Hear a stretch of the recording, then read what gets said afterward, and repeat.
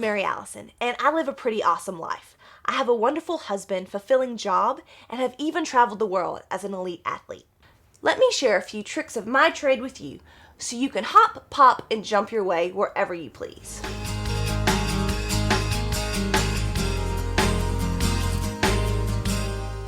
Once you've mastered the pop, then it's time to learn the hop. Hopping curbs is very useful when encountering an inaccessible sidewalk, friend's house, or you just want to take a shorter route. Hopping down a curb is much easier than hopping up a curb because you have gravity in your favor. There are two main ways to hop up and down curbs, facing forward or backward. I prefer to hop down a curb facing forward because I like to see where I'm going and I think it's safer.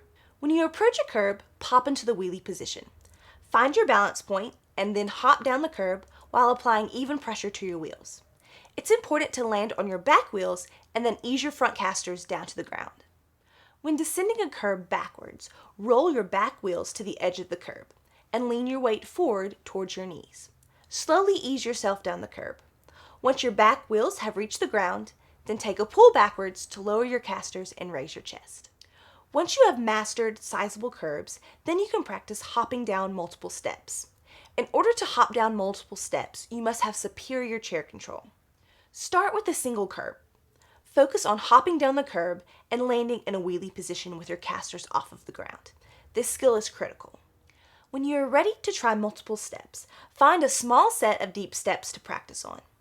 Slowly pop down one step, pulling back into the step to regain your balance point. Then pop down and down until you reach the bottom. If you must descend a larger or more shallow set of stairs and a handrail is available, you might choose to go down the steps backwards while using the handrail. Back up to the top of the steps. Place one hand on the handrail and your other hand on your hand rim. Lean all of your weight forward towards your knees and slowly descend one step. Remember, after you descend one step, you might need to regain your balance and adjust your chair. Slowly continue to descend the stairs step by step until you reach the bottom. Make sure that you always remain leaning forward in your chair. Once you've reached the bottom, you can slowly pull back, lower your casters, and sit back up in your chair.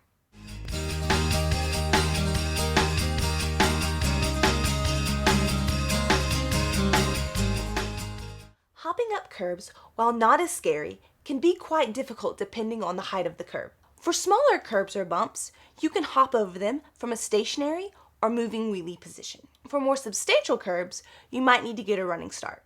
Take several hard pushes as you approach the curb. Once you get to the curb, pop up into a high wheelie and apply a lot of pressure on your back wheels into the curb. As you hop up the curb, make sure you remain leaning forward so your momentum will carry you to the top.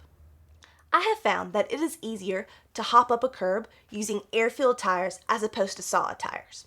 If I'm having a lot of difficulty on a curb, I might deflate my tires slightly. This will allow my tire to dig into the curb more and make hopping up the curb easier.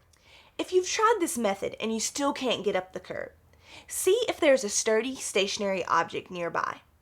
You can use this object to pull yourself up the curb. This could be a parking meter, door frame, or even a tree. Just make sure you don't pull yourself out of your chair. Thanks for watching.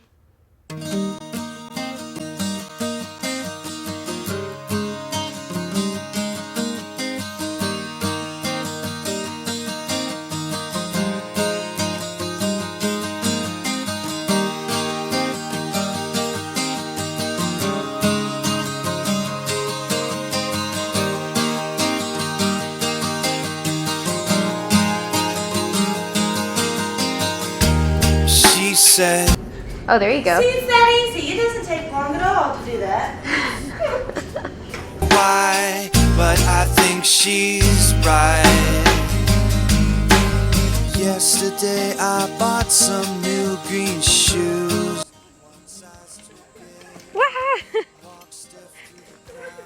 Blooper reel. Here to see myself.